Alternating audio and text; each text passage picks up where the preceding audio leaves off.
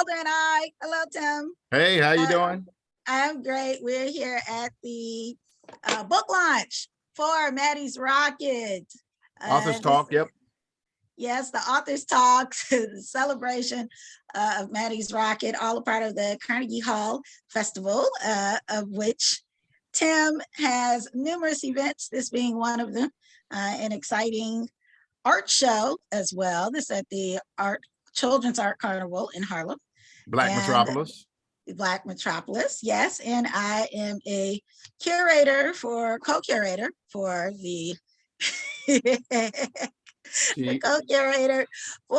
the Carnegie Hall Festival. I'm also author of the book that Tim Fielder is holding up. Afrofuturism is the work I'm most known for. And Tim here is a graphic novelist. We are celebrating his book, Matty's Rocket, the relaunch, and quite excited about it, I can say. Yeah, I'm excited about it too. Supply chain, be damned. We are still coming out, and I'm very grateful for it. We have the distinction of being the February 2022 pick for Steph Curry's Literati Book Club Underrated. And that was very cool. And the book will be available for purchase online and is now being delivered to Literati Book Club members. Now, this is really exciting. Well, you have to tell us, Tim, a little bit about this book, the story, what it is. Can you please tell us about Matty's Rocket? Sure. Matty's Rocket, I'll give you the 30-second elevator pitch. Matty's Rocket is an alternative 1930s, 1940s alternative past telling of a Buck Rogers, Flash Gordon type past, retro past, but where the cast or the members of the characters are Black. It takes place in the Black community, starring a main character named Matty Waddy, who's just so coincidentally named after my great-grandmother, whose name was Matty Waddy. And Matty has adventures, you know, with aliens and flying saucers and all that type of stuff. And I wanted to do something that specifically targeted women, but specifically Black women. And I wanted them, little girls and big girls, to see a Black woman using her smarts in an environment that is both exciting with the retro future work, but also with Jim Crow there, and something that was very aspirational. No, it's really cool. But what's really, there's a couple of things that are interesting about Matty. One, she's a young girl coming up in the 30s, 40s, et cetera. And she grows up she grows up in the rural South in Mississippi. And she grows up not just to fly planes, but to actually fly spaceships. Yes, rockets. I wanted to do that because we don't see that enough. And also my parents, who are both in their 80s, were born in their 30s, didn't see that coming up. So they didn't see that in both comics as well as film. So Matty is the kind of, I guess I would want a case study and a kind of anthropological work that most Afrofuturists, whether they be visual or prose-based or scholarly-based Afrofuturists, have to do, where you constantly, while dealing with this kind of future tech or future forward thing, you're still having to look back in the past and fill in the blanks, because our past is often erased or burned down or disappeared. So that's what Matty's Rocket was I wanted to pay homage to the Black women who raised me. You know, of course, plenty of Black men did it, but my grandmother, my godmother, were always dressed to the nine. They were always very elegant in the way they carried themselves in an environment that did not respect that, you know, and they were often the moral and nurturing core of our families. Often, well, I want to say in my case, 90% of the time, you know, with all of the extended family and stuff, definitely. Right, and they were elegant, and elegance being a strength at that time. Absolutely, you know, especially being in rural environments where elegance was not the default assumption, or and it can get you killed. True, I think that's I think that's a very key point to mention. Right. Because we have certain ideas about femininity today and elegance, but recognizing that elegance was a strength, but it was also risky to be a woman of color, a Black woman, exuding a level of confidence in yourself, and doing so with a sense of poise. And I think this is a cool thing to note. Can you, but in addition to her being elegant, I mean, she is very kick butt, right? Yes. So She is. She is. No nonsense, but a very. She reminds me really a great deal of, again, my grandmother, and my godmother, where they had a point where they would go off on you, but up to that point they were very nurturing, very loving. Yeah, and because she's fighting segregationists, she's fighting Nazis. Yeah, the Nazis haven't come into the story yet. That'll be as we move into book 2 and 3, which I'm working on. But yeah, it's going to be all that. Right. No, well, that's really cool. And you were mentioning that the character of Matty, she's named after one of your grandmas, if I'm correct. Yes, my great grandmother, her name was Matty Walking Stickawati. That's the name. That's what I was told. And she was my father's grandmother. He only met her once, and she was a full-blooded Choctaw Indian from Meehan, Mississippi. That's what I'm told. It's fascinating because that's the thing. Most people, that stereotypically they hear like Cherokee or some more widely known Indian base, but down south are Choctaw Indians. Particularly when you start dealing with the southeast. But of course the further east you go is the Seminole, but Choctaw Indians were definitely dominant, and a lot of intermixing between African and Indian cultures there. Right. No, very cool. So let's see. Well, let's talk a bit about your process in putting this character together. Yeah, I guess should I share my screen? Yeah, please. Okay, I'm going to share my screen. I'm going to share my messy desktop. Oh, wow, look at that. I didn't expect that to come up first. Okay, so it's amazing that it would come up. I had my tabs organized and stuff, but anyway, I met Nichols, who inspired Matty's Rocket, just like she inspired a lot of people like Mae Jemison and Whoopi Goldberg, who would eventually appear on Star Trek. And I was happy enough. Oh, ironically enough, it's so weird. So I got this copy of Matty's Rocket, and when I met her, this had to be a few years ago, she actually signed this copy of Matty's Rocket for me. So this is a family heirloom, for and just so you guys know, Nichelle Nichols played Lieutenant Uhura on Star Trek.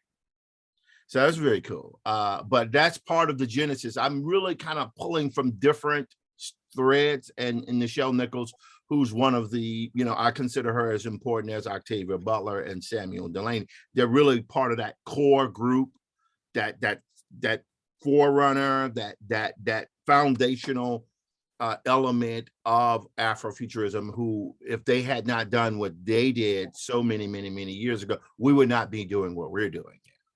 Got it. And what's your next image here? The next image here will be, I guess I will pull up the cover for Matty's Rocket. This is the new cover. Can you see that?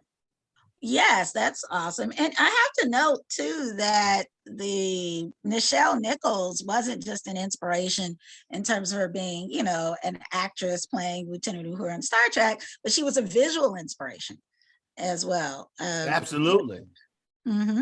She was a visual inspiration. I don't know if anyone's seen Star Trek, the motion picture that came out in '79. So here is the interior for Matty's Rocket, and you'll notice here in this image here where she's sort of she's an older woman here, because I have a huge love for the movie, the biography or autobiography of Miss Jane Pittman. And I love that the performance by Cicely Tyson in that book. So I wanted to show Matty in different time periods, as a little girl, as a kind of, adult woman and then as an elderly woman. However, I love the way Nichols wore her hair in an afro, but it was an afro kind of cut in Star Trek. So I said, I'm going to do that. Here she's in her, late 60s, very, very early 70s, but she has a white afro. And I thought, looking at you now with the blonde and black afro, hey, that falls right in line with that. So yeah, this is the newer variant of Matty's Rocket. I felt like, just so people could know the genesis, is that as the Carnegie Hall Afrofuturism Festival was coming along, it was important to me to be able to, I could have waited. I could have waited and said, well, let me find this kind of deal or that kind of deal. But I wanted to put the book out because I knew this festival, due to Carnegie Hall's involvement, would be an incredibly intense focus from media, from the world. And I wanted to make sure that I had everything that was necessary. So yeah, sure, of course. I have Infinitum, which you guys can go where all fine books are sold, Infinitum. And I'll put that up when the screen is larger. But I also wanted to make sure that Matty's Rocket was out again. So I'm very, very fortunate to have that. No, very cool. Can you show us can you go back to the new cover image? Yep, there we go. Because I think one thing that, we want to note for our audiences is that this is a relaunch of Matty's Rocket. So you actually, a reissue, right? Right. So you created it independently. What year? Oh my God. The first time I created Matty's Rocket was back in 1996, 97. Okay. And at the time it was called If God Was a Woman. Believe it or not, that's a crazy title. But the comic book industry took a nosedive in the late 90s. And I moved into animation, spent 12 to 15 years in animation and teaching and raising my kids. But around 2009, I went back to school to NYU to further my education. And I was doing animation, but I resurrected that concept. But I renamed it Matty's Rocket because the main character's name has his dope name, Matty Waddy. Right. As I did it as animation. And for years, I produced really probably about between 15 and 20 minutes of really badly done, but great, really well designed animation. Somewhere around 2013, 2014, I went back to comics because I began to get experience with the Schaumburg Black Comic Book Festival, founded by Jonathan Gales, Jerry Kraft, John Jennings, and Deirdre Hallman. That would take place at the Schaumburg. And I remember the first year I went there, I was an animator. And then next thing you know, after 2 years, I was like, wow, I guess the Black comics are still going. Maybe I should get back into it. And I did. And I ended up working with Alex Simmons on his character, Blackjack. And then I got with Matty and I ended up publishing it independently as floppies here. In fact, at the first 2 floppies that I did, you can see how thin they are, right? But these eventually, I went through that. I skipped over issue 3 and I just went and did a self-published version of Matty's Rocket, which I did this one. And that was probably around, I guess, 2012, 14? 2014? By the time we got here, this was 2017. 2017, yeah. Okay. Because the floppies first came out, I guess, the beginning of, it launched at the Schaumburg in January of 2015. The next one came out in 2016. And I was going to put the other one out in 2017, but I said, and went straight for the graphic novel. I printed up about 600 of them, but sold out. I was having to hoard copies and I printed them literally in the studio. I'd gotten a printer and I went through the process, and I was very proud of the work. So for folks who have that, don't sell that. That is collector's item. There will never be any more of those made. I know. Well, I want to make note of something here in this image that we're looking at. There's a juxtaposition of some interesting elements. You have this cotton field, and I think I told you once before, I never saw cotton look so lovely. We're in rural Mississippi. We have Matty as a young girl. We have Matty as a very grown woman in her space outfit. And then we have the moon and space stations surrounding it. in our shotgun house. And I just think that this is an interesting juxtapositions of realities when you talk about retrofuturism and sort of placing this Buck Rogers element with Black characters and going back to the 30s, 40s, 50s, et cetera. But it's something about seeing the cotton field and the space stations that I think has interesting symbolism. Yeah, it's so interesting because the way you just put it, it kind of made me look at it like, oh, wow, that is interesting. And yeah, you're like, did I really paint this? Well, like, did I do this? No, I definitely know I painted it, but it's more of that when I've taught my classes, because I've been teaching concept and character design and storyboarding for many, many years. And in my concept design classes, I would always challenge my students and say, well, how do you create something new? Because there's that adage that there is nothing new on earth, or there's nothing new. That's not true. There's always something new. But the way you create new things is by mixing old things together. Right? So a cell phone is merely a merging of telephony, camera, photography, and digital miniaturization. That's all it is. And those three merging of those three things merged together, I know it's more complicated than that, actually came out to be a cell phone, right? So here with Matty, I said, well, what are the three things or two things that you don't see? You don't see Jim Crow, right? Merged with kind of a retro Afrofuturist Buck Rogers, Flash Gordon Art Deco modality, but then merged with main characters who are Black. So let me merge those three things together, and then it creates something that, even though, like, I know people have told me before they look at this, there are two things that generally come out. It's one that, oh my God, a main female character who is featured in the story, and she's not sexualized, right? She's not, pencil thin waist, that's what that becomes. And in her hair is white for specific reasons that I won't spoil. But I wanted to do someone who wasn't about her looks per se. She's a beautiful character. I love the way she looks, but I wanted to make sure that she got through with her smarts and her sense of adventure. The other thing is, beyond the way the female character looks, I wanted to produce something, as I said before, just reiterating it, that I wanted to produce something that should have been seen 30 years, 40 years, 50 years ago, but was never done because of the environment we're in. Racism is prevalent. It affects art. It affects culture, as well as politics and society in general. And Matty's work is the answer to that.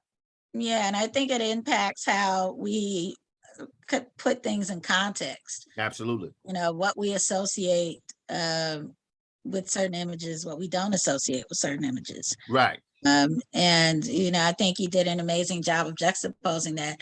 Not to mention, you'd also said that the sky in the background was from a photo that you'd utilized as well. Yes. So because you use a bunch of a mixed media process. Yeah, it was something that I felt like okay, here we go. Hold on one second. I'm sorry, I lost my screen there. There it is. Come on up there, buddy. There we go. Part of what I do is I'm a digital artist. I used to be an analog artist years ago. Just for those folks who have a confusion of analog and digital, analog is paper and pencil and markers and stuff. And I did a lot of that, but I went digital years ago, back in like the late 90s. I went completely digital, and I've been digital ever since. Because, and some people were, well, why would you do that? You have pencil and paper. And my Black Metropolis show, when you go there at 62 Hamilton Terrace Children's Arts Carnival, it'll be up till March 31st. When you go there, you see a lot of analog work, because for the first half of my career, I was completely analog. Right. But when I went digital, I didn't turn back, because when you're a comic book artist, you're really producing for what's called reproduction. Right? The original art is not as important as the work that, okay, this will be assembled into a book. This will be assembled into a newspaper. This will be assembled into a print that people can buy in another form, another, yeah. So Right. I And Tim, wasn't. if you could open up so we could I guess so we could just see both of us for a Okay, let's do moment that. Hey, hey, before we hey. go All to right, the I'm gonna next stop sharing images. here for a second. Okay, there we go. Mhm. Yeah, Yeah, and I bring that up because I think you made an interesting point, you know, about you being a person who started off doing things analog, as some artists did, and moving to digital. Clearly, there's some artists who primarily their medium's digital, and they've always started there. And there's some artists who stay analog. And it looks like you've utilized that juxtaposition well. I wanted to note something else too in terms of books, and I was talking about Nichelle Nichols. You know, John Jennings used Nichelle Nichols as a visual reference for my Afrofuturism book cover, which I think you have. There it is. And so I just think it's interesting that Nichelle is not only a inspiration when we're referencing Black women, but also a visual inspiration. And absolutely. be funny to see how many times her image is shaped how we think about Black women in space. Yeah, Not to mention the real live impact she's had with bringing women into NASA. it's just incredible the effect that she's had, and it's something where I've had to, just over the last 3 weeks alone, begin to understand. You know, if you're taking into account that the decision that Nichelle was leaving Star Trek, she had resigned, and you know, this was on a just to hear. I mean, she tells it better than I could. Obviously, you know, I've only met her twice. And she, you know, I don't even know if she will remember, even though she did give me a kiss on the cheek, which was you know, but it's one of those things where she goes over the weekend. She's left Star Trek, sort of. The guy tells her, Gene Roddenberry tells her to, well, take the weekend to think it over. She goes to a fundraiser for the NAACP, and hey, your biggest fan wants to meet you. And she's like, okay, I'll meet him. And it turns out to be Martin Luther King, who was like, yeah, I'm your biggest fan. We let our kids stay up late to watch the show. And she's like, oh, I'm sorry, I'm leaving the show. She's like, you can't do that. And she's like, what? And so his words for telling her, look, you're having a bigger effect than you think. So she stays there. And I just remember the last thing she said in that interview was that because she made that decision, and I guess I'm maybe going through the beginning of that now, because she made that decision to stick to that fork in the road and stick to that path, that opportunity that had been offered to her, it changed her life. And she's never looked back. For me, of course, I'm sitting here thinking now, wow, I started doing visual Afrofuturism at the age of 12, and I'm in my mid 50s now. And for many, many years, I was thinking, well, you know, oh my God, ramen noodles again. You know? But now I'm starting to see, oh my God, the assembly of my show, the Black Metropolis show, with which Matty's Rocket is a part, is probably one of the few assemblages of a lifelong visual Afrofuturist, probably assembled in one place, of just maybe a handful, where, And I you know, think, one artist did this one work over a 30-40 year period. and what's really interesting about it, you have like images in there from when you were like as young as 12. Yeah, it's yeah, I'm old. Well, I mean, and I just bring middle that up. age. Well, I think it's important, you know, for people watching. You know, a lot of times when people think about, oh, my retrospective of all my artwork, you know, they're thinking about things once they finish art school, as if that work counts. Not thinking about how, if you're a kid, you know, those sketches and works that you're doing are helping to shape your vision, and you go on and become a professional artist. It does become a part of the story, which I think could be inspiring, you know, for a lot of kids. Who knew that a bunch of unfinished work assembled together makes a memoir? It's amazing. Yeah, but you have some great works there at the Black Metropolis show. Matty's Rockin' Images. You also have some images from Infinitum, which ironically, your book Infinitum came out at the top of 2021. And most people now know you for Infinitum, So even more than they weird. do for Matty's Rocket. It's so weird. I went for years. Oh, that's the Matty's Rocket guy, you know, which is fringe. As I was never mainstream. I was always the indie guy who did Matty's Rocket, right? And that was always incredibly cool. But now I'm the Infinitum guy. It's like literally in another 5 or 6 days, I am presenting Infinitum and Matty's Rocket to the Dallas Independent School District for their African American read-in. So it's like, I guess I'm the Infinitum guy. I'm the, what do they call it? The OG Afrofuturist, that a curator named. She gave me that moniker and it stuck. And hey, it's kind of a dope phrase, so I'll use it. But yeah, it's amazing. And what's interesting is both books are a recovering of history. So Matty's Rocket kind of takes place between the 30s and the 50s, I would say, 30s and the 60s, with this Buck Rogers theme. And then you have Infinitum, which, you know, goes into, you know, ancient times in a part of Africa. You have this warrior, then you go 2 billion years into the future. And, you know, it's fascinating because both works are really recovering memory, because the main character in Infinitum, his name is Aja Oba. Aja. I mean, this guy goes through like every era of Black history. I mean, he's fighting in Carthage with Hannibal.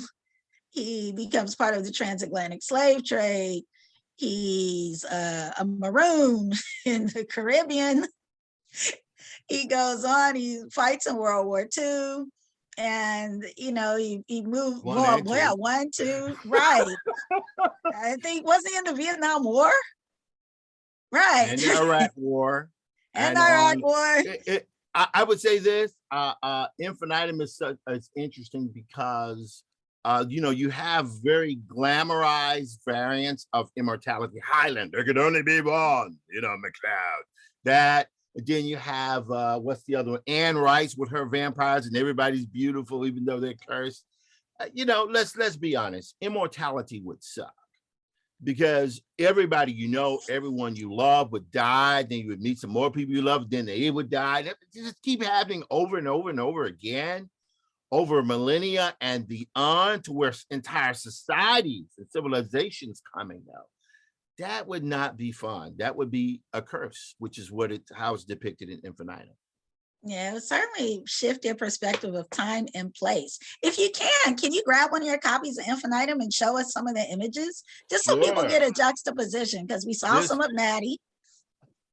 So Infinitum is a hardback, and by the way, we just got our copies in at the Children's Arts Carnival, so you can come and buy them. But these books here are just, what I wanted, this is actually my friend Giles' copy. So he's like, hey man, don't be showing my copy. But I wanted to do fully rendered images of the book, because this graphic novel is not the typical graphic novel. Don't want to go too far in it, but I wanted to do something. You can see here how it moves up in time. And I'm a hybrid artist, so I wanted to do something that I knew I wasn't going to be able to do multiple pages of this, multiple panels on a page. So I treated it more like a picture book. So, and at first I was like, well, is that cheating? I was like, no, it's not cheating, because the standard format that you have for a comic is an affect of newspapers back in the early 20th century, where they would print them up in a certain format, and it was just convenient that they could just reproduce it. That's why comics are generally more rectangular, where they're taller than they are more wide. And it's my book. I can do whatever I want to with it.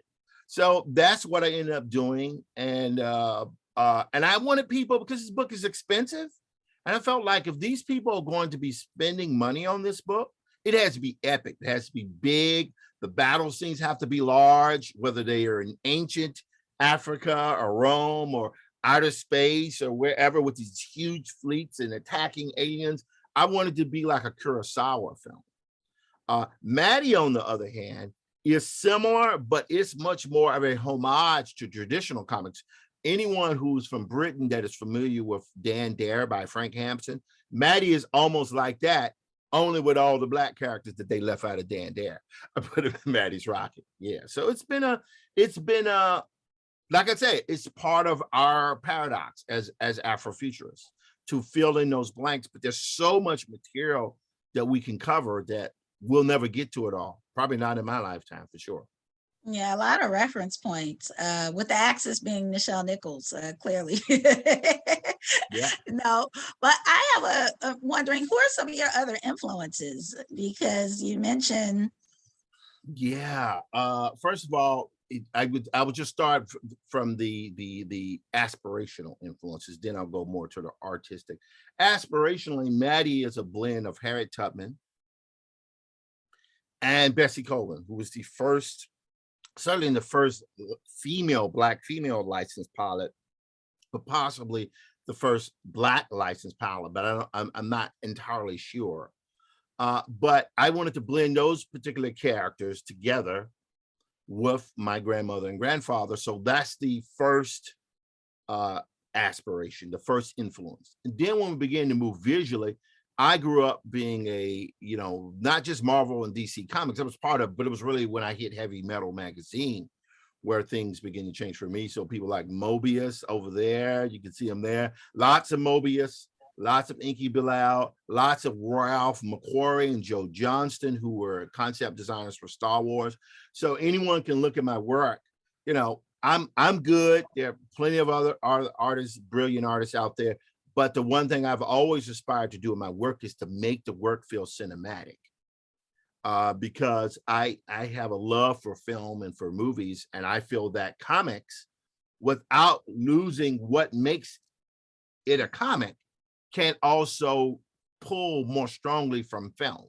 You know what I mean? Just because you have something in panels in a traditional comic book format doesn't mean that you can't bring the fire when it comes to lighting and drama and things like that. You could do that. You don't have to say, well, comics are only meant to be black and white and pen and ink. No, it could be anything. So that's one of the things I've done with pulling in my movie influences, Ron Cobb, all those guys. And it's such a different time now, because now I did that work in the analog space, but then the digital space come along, which totally opened up my ability. And now I'm a little bit older, I could sit for 12 hours and draw, but I pay for it now because I'm older. But now I have been using automation. I've switched to game engines, 3D modeling. I've been doing that now for almost 25 years, since, oh my God, the mid 90s, which is crazy. And here I am now using all those techniques to do my work. And it's a pretty incredible thing to see. Well, it's interesting. So, as you know, I wrote my first graphic novel. And you also wrote the essay for Matty's Rocket. I did write the essay for Matty's Rocket. Thank you for that. Thank you. Thank you. I always like putting works in context. So I was honored to contribute to that. Mm-hmm. But writing the Black Cube, I'm a person writing it and thinking visually. From Megascope Books, absolutely. And, it's a book that deals with the Egyptian gods returning and their art influences. But I'm the writer. So I'm thinking visually, I'm writing out panels and descriptions and characters and so forth. And then I pass it over to Tana Tucker, who illustrates it. In your case, you're doing both. Yeah. And which I think is to be commended. And my question is, how do you balance that process? I mean, do you write the story out first? Do you write and sketch it out simultaneously? That is a very, very good question. I guess the way to show that is to say that it's always a jumble. It's a jumble of both words and pictures. And in fact, here, one of the greatest tools in the world is the Apple Word app, a Notes app. And if you guys can see that, you probably can't see it that well. No, it just looks like a It giant looks like white a light. blur, but there is like, it just keeps going. So when I would teach, I would, on the way to work and the way back, I would write episodes of Matty. And here I'm looking at, goes to Matty's Rocket Book 4. Oh, wow. And I've just finished 1. I'm working on 2 and 3 at the same time. And notes. So you're like writing this on the train, or? Yeah, it's the strangest thing. I'm horrible with sitting down and writing. Well, I'm not horrible with, I'm not as good as I could be, but for some reason it clicked. I could write on my cell phone. So I ended up doing that. And then when I would write, I would also get drawings. Sometimes the drawings come first, sometimes the words come first, but they're generally popping one off of the other. In fact, let me share my screen again here. You know, you guys saw this, how we get to this here. Well, all of this work starts like this. It starts at sketches, you know, which ironically, believe it or not, would be done in pencil. Now I do it totally digital, but I actually went back in the earlier part when I was doing it animation years ago, and I would draw these things as pencils. So this right here, I think might be in book 2, which I'm working on now. And it allowed me to get this work, and it's a start drawing, because even though these drawings are somewhat rough, all I have to do is just tweak them a little bit and they actually become part of the book. But the interesting thing is, you see that environment, see that house? This is Matty's patron, Caesar Williams, who's loosely based on that of C.J. Walker. She comes into the story next. That house was built in 3D. Oh, interesting. Yeah. So I'll show that more as I go along, but that's part of this entire house. Is so weird to see it is actually built in 3D. So these things, and it's, I think maybe the first time I've shown this to anybody, you know, in a kind of a public forum. This is how I work. It's how I work. And that's, it's a pretty amazing thing. So I'm doing that. And I don't know, do you want me to show how this goes from a finished piece? Yeah, I'd love to see it. I've not shown this to anybody. So let's say, for example, we'll say we'll go to, let's see, I don't know if I have it here. Let's say, just looking at this here, you see that rocket ship? This is a Starliner, right? And the Starliner, I design all my ships that way. And of course, the design of it, I wanted to harken back to Buck Rogers and Flash Gordon, right? It looks very Buck Rogers. Thank you. And so in this particular case, I built my objects. I draw it and I build it in 3D. So once I get the idea down, say, for example, in this case, with this image, you see that house there? That house is painted and the tree is there, but this actually started here. You know, and I'm looking at the ship up there in the corner too. That looks like the same ship by the moon. Yes, it is. Oh my God, you picked that up. Great. That is awesome. So I'm like, whoa, she picked that up. Okay, good. So in this case here, I built this house in 3D using 3ds Max. You know, the Autodesk folks should know I teach this software. They already know that, but I use it to teach folks how to do character and concept design. And you can see here, this will be kind of weird, I guess, is that I built not only the house, but I built the interior of the house. So literally, you can see inside of the house. And it's, once I build that, I then render that out. And that is rendered out. You can see here, this is very much in line of the houses I grew up around in Mississippi. And the models are generally pretty basic. There's enough detail on them. And I have basic lights. But then here's the thing that I've begun to integrate heavily over the last year. I know a lot of people looking at it like, okay, so what's the point of this house? Why don't you just draw it once and be done with it? You know, and just draw it every time you need it. But if I build this house more than once, that means I can always refer back to it. So Oh, if I that's suddenly nice. want to do a flashback, I don't have to start from scratch, right? However, when you render in a traditional 3D program, this stuff takes hours or minutes, the long hours really, to render out realistically so you can paint over it. However, check it out.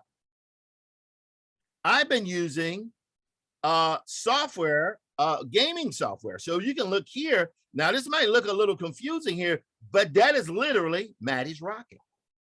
I know That's the same one we saw in the sketch and the same one that we saw on the cover, yes, right? By the moon. Yes. Okay. Look at that. Now, these cameras are visible here because I have virtual cameras set up. This is literally Matty sits here in the chair.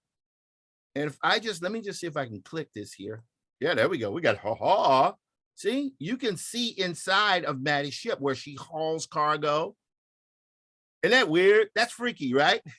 This is fascinating. So let me make sure, just for some of us who haven't used these programs. So you start off with a concept that you may sketch loosely. Right. Then you go and you build it in the 3D program, right?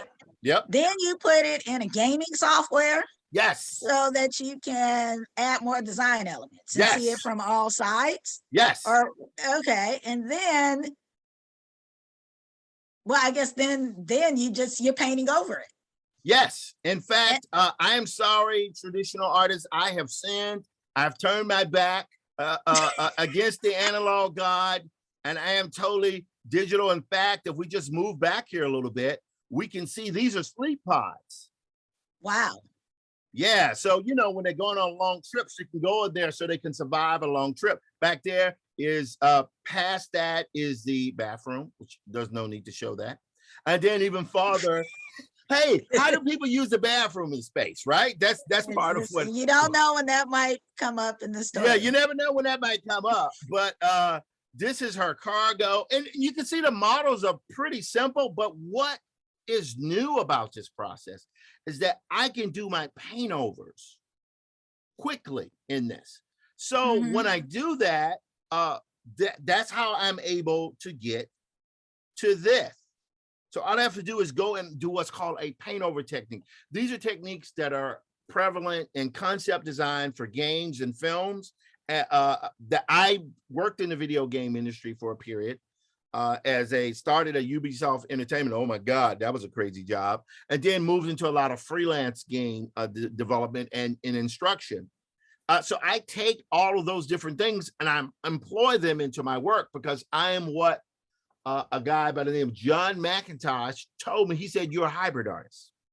And I went, that is what I am. I'm a hybrid artist. I use all different techniques. Like that cloud there behind Matty, that is a photograph taken from a van en route from New York, from Atlanta, Georgia to New York City, literally transporting the artwork up for the Black Metropolis show. It was me, my twin brother, Jim, who's a director. His film just premiered last week at the festival, Flow, and my dad. And I took that cloud. I was so amazed by that cloud that I used at that in part with the painting and the 3D models. The cotton is influenced by photos and all of those different things. And that is how I work. That is how the sausage is made. That is amazing. Well, open it back up so we can see one another. Oh, you want to go back to the ship? Is that what it is? Oh, no, not the ship. I want to see us. Oh, okay. There we go. I have other things. I have the settings, the environments, like the space station that I built that features, I think, in book 2 or 3. It's so much stuff I've done. I had these interns from the animation project, which is a project that teaches kids that need how to build and model animation. I actually taught there years ago, and I utilized 4 of their interns as young ladies, and they were absolutely amazing. Brian Austin, my buddy, created the animation project, so they helped me out a lot as well. Well, I think that's fantastic. For those who did not know, now they know. Now you know.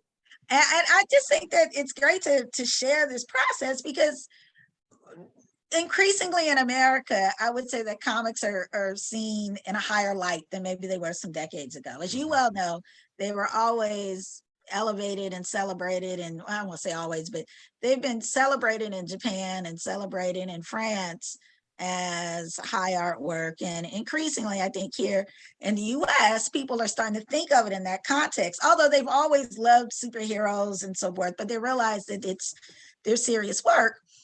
But I also think, and you showcasing this, that people see how much work goes into making an actual comic. And I have to note, There if I may, is no make art button. true. It doesn't exist. You have to sit there and model the polygons out. And huge shout out to Epic Games, who creates Unreal Engine. They just really liberated me over the last year, to where the lighting always took a long time, but now it's real time in high resolution. So it really makes Matty's Rocket, where I would have had to hire 20 people to help me do all this, I now can do all of it myself and provide opportunities to interns to work with me. So it's been great. Yeah, no, I think it's very cool. And just to skip back into your early days with Matty's Rocket, you're using you're using all these design techniques, but you were also literally printing the book yourself. I think that that's an important point to note.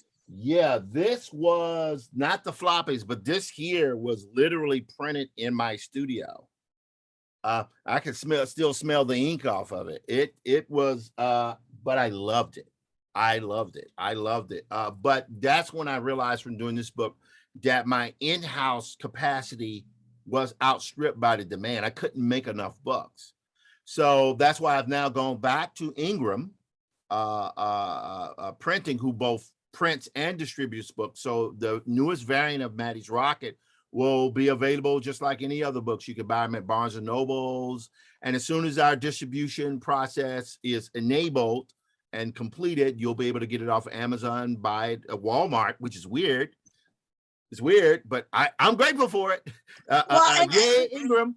And I think that's really significant, because I want to make sure that people understand, when you first started off with the earlier versions of Matty's Rocket, you're, in one case, literally you're drawing the book, writing the book, in some instances printing the book yourself, but you were also selling them at comic book conventions, and sometimes you would sell them in Harlem on 125th Street. I was selling them on the street. That's right, in front of the Apollo Theater. And I'm gonna tell you, here's a tip. You got to make sure you check it. It is absolutely 100% legal to sell periodicals and art on the street without a license. And New York City is great, because here there's 9 billion people. Well, maybe a little reduced over the pandemic, but you could set up a table like I would do, and I would catch people getting off the bus. And after a while, I was hoarding copies. The first 2 or 3 days I did, I was like, yeah, this is great. But then when it went from like 100 copies to 50 copies, and then I was like, oh my God, I'm running out of my stock. That's when I realized, okay, this is all well and fine. I'll go back and sell books again in a bit. But yeah, I had to. Now we got to go back to the automation process. You know? Right.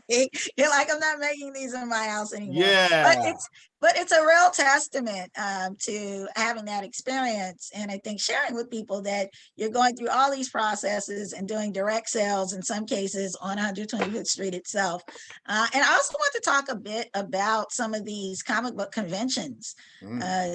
You know, some of the smaller cons in particular, because you weren't always at some of the major cons selling these books. A lot of the cons were some of your more community-oriented cons. And you and I have spoke before, you know, to Tell Only, who started the Black Age of Comics. Yeah. And Umi Odom.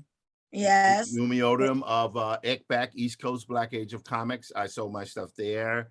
The Schaumburg Black Comic Book Festival, which is, of course, is the largest Black comic book festival in the world. And then out there with Aaron Grizel at the Black Comic Arts Festival. And then there's Onyx Con in Atlanta. So there's numerous Black comic book festivals out there. And I sold my stuff. You know, you had to hit the bus, you ride on the bus, you take it in, you sell your stuff. I don't table hop as much as I used to, but who knows, I may need to get back into it. But it's an interesting time, because now COVID has kind of brought what I assume what I call the ascension of the virtual marketplace. So things like Virtuous Con is now out, where you can literally sell your stuff online. In addition to now, like this, the conversation we're having now. This is my studio. I have my background set up. Of course, if I move the camera a little bit right or a little bit left, you will see the junk pile that is going on here. But the illusion right now is very much designed. So this is in my environment. I love doing this. I could appear on TV. I could appear talking with you here. And it's been pretty amazing to make the shift, to see the traditional marketplace merge with the virtual marketplace. Yeah, no, I think it's an exciting time, and I'm just really like exciting to people.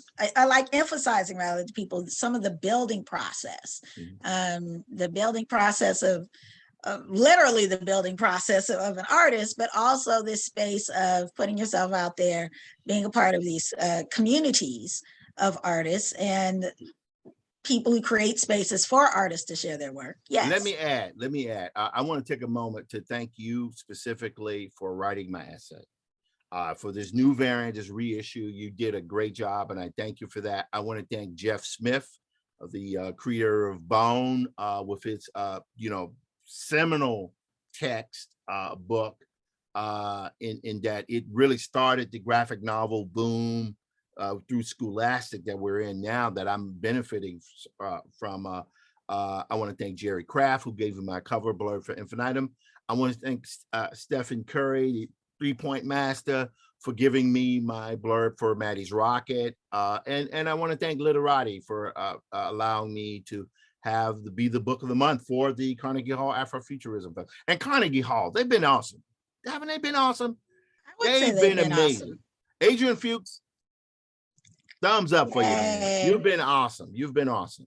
No, very much so. And to have your works in Matty's Rocket to relaunch in this period, amidst all these other exciting performances, is a really good thing.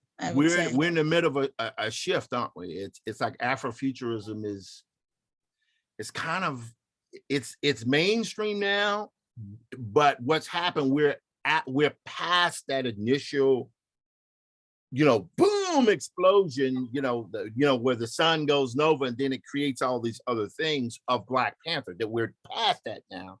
Now we're coming into, okay, here's a solar system set up over there, and there's a star system over there. And people who have been practitioners like yourself for 20 years or longer are now coming into the forefront, and we're able to actually show and sell and showcase our wares. And that Carnegie did such a massive thing where it wasn't just one gallery, it's an entire city. And ultimately, with work coming from all over the country and ultimately all over the world, it's made this truly an international festival, the first of its kind and the largest of its kind.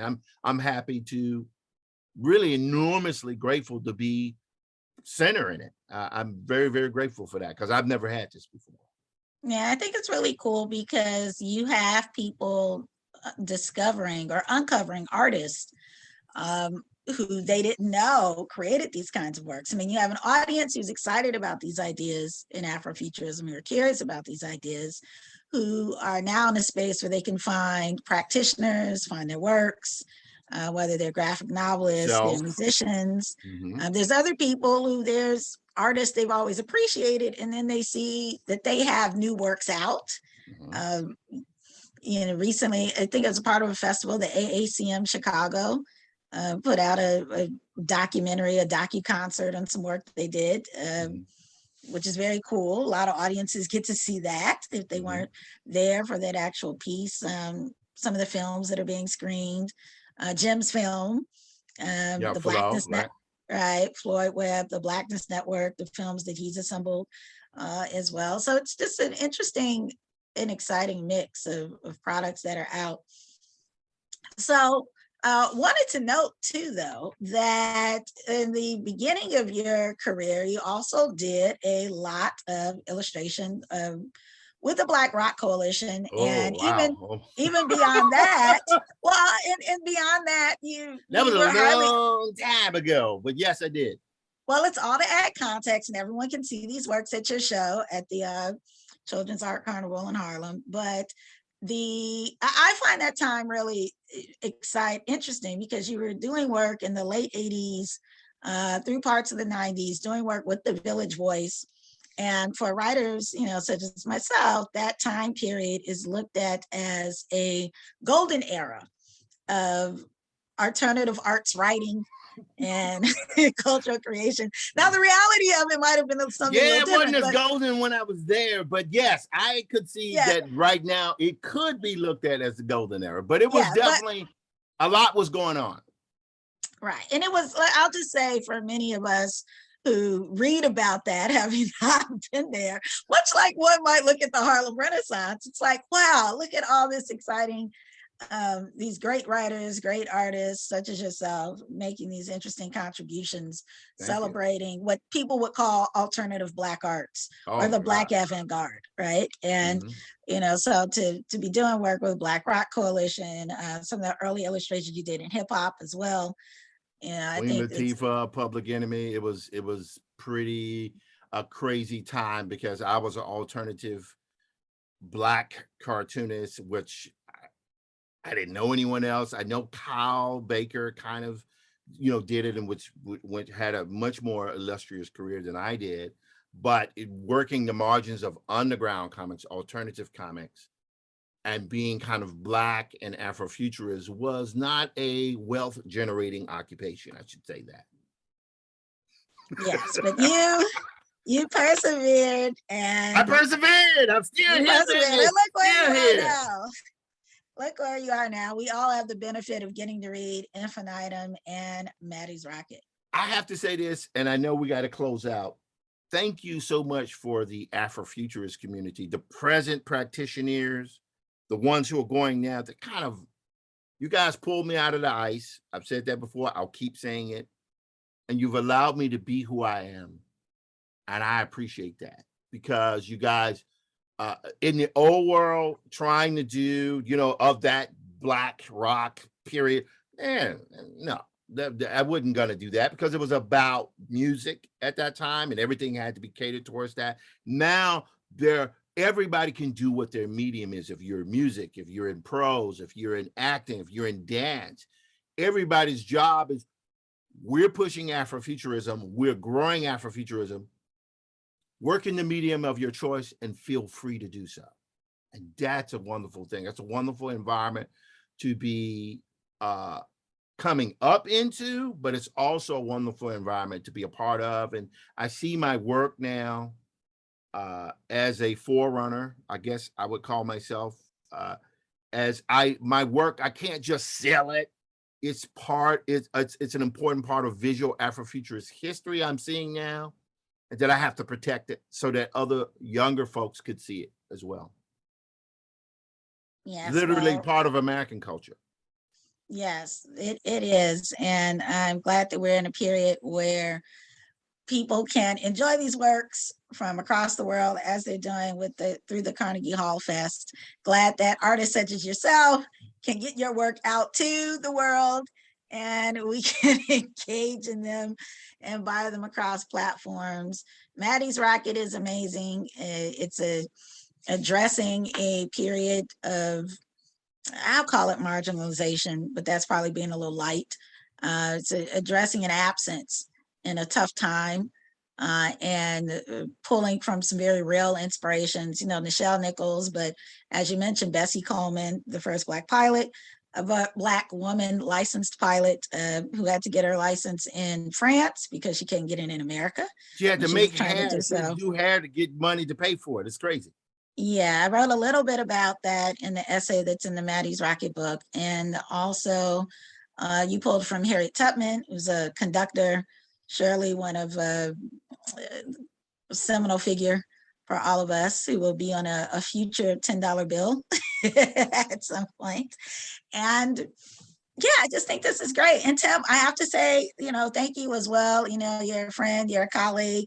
I had the pleasure of seeing Matty's Rocket when you were doing some of the single issues. Maybe it was 2016 2016-ish, 2017-ish? 2015, the first, wasn't the first time we met, but 2015 in St. Louis, Missouri at the BSAM event. It was before that at the Oh no, I New met School. you. Oh my God. We're talking, that had to be early 2015 at the Afrofuturist event at the New School. Yes. Oh my God. That's where I saw the Matty's Rocket comic issues. And you sat in on my class. That's right. Sat in on your class. I bought some issues. You had t-shirts. I bought the t-shirts. You had a bright pink one. You probably forgot you even had pink t-shirts. No, I have not, because I have a few still left. Okay, I will get another one because people wanted the ones I had, and I think he gave one to my mom. So, you know, those are, you know, these spaces where, you know, as artists and creators were able to come together, and you built these not collegial, but you built these this camaraderie around supporting one another's work and getting to engage in it. I saw Matty's Rocket then. I thought it was amazing. So the success that you're having with it now is a success I always saw you in the context of. And yeah, so this is really great. Such a pleasure to be in conversation with you. Thank you. And so thank you everyone for coming out, listening to our talk, and continue to check out the other works, many of which are streaming through Carnegie Hall. And make sure you check out Tim's show at the Children's Art Carnival in Harlem. Blackmetropolis.net, go to dieselfunk.com and mattysrocket.com. You get all the information you need there. Yes, there's so many exciting events that are taking place. Continue to support Afrofuturism, Black speculative works, and we will see you in the near future. In the future now. Bye-bye. Bye-bye.